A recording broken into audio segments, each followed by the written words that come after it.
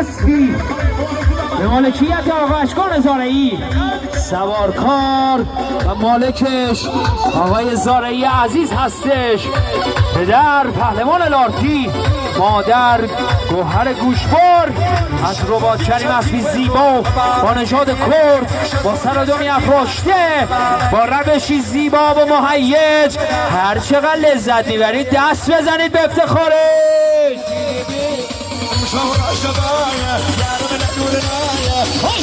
یه سارت زیبا، دست دست دست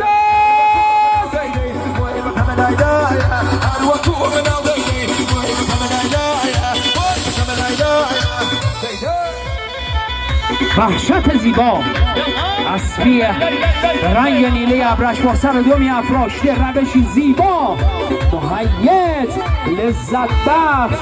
برو خدا هر چقدر لذت میبری تشویقش کنید این اسب زیبا رو به مالک و چابک سوار عزیزه.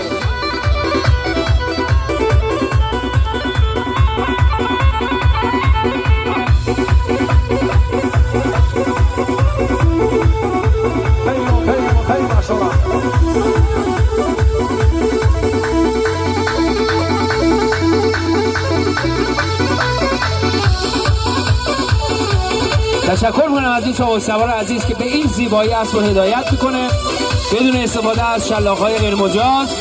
ماشاءالله به این استارت زیبا، وحشت زیبا و مهیج، وحشت دیدنی، وحشت زیبا به چابک سواری آقا اشکان زارعی. ماشاءالله خوب خیلی برکت بشه برات انشاءالله.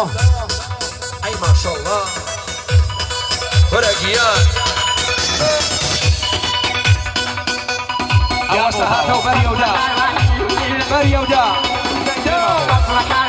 میریم که داشته باشیم دور پایانی این اسب زیبا رو به چابک سواری و مالکیت آقای اشکان زارعی. با این دستاب و تشویق‌های زیباتون انرژی بدید به این چابک سوار و مالک عزیز. ماشاءالله هزار ماشاءالله.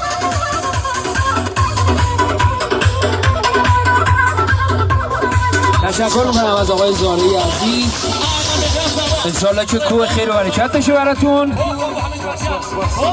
تشریف بیارید.